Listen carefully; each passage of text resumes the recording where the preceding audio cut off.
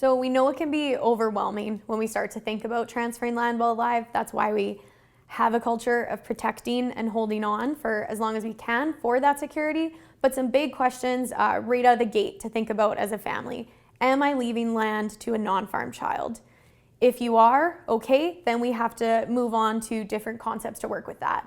That is becoming obviously much more of a trend in Canada, again, relating back to those high land values.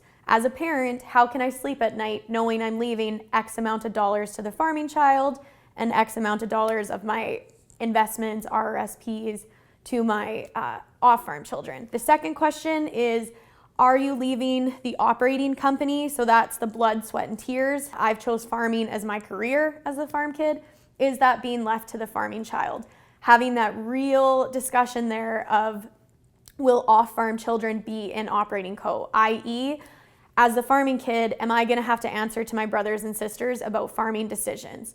We can leave them non-voting preferred shares, but recognizing that, again, if we're trying to balance our inheritance through that portion, there's a lot of risks that needs to be talked about with a technical advisor through that.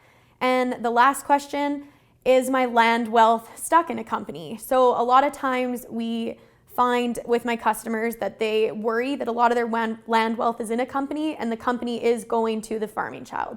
Work with your technical advisor to find what's best for you.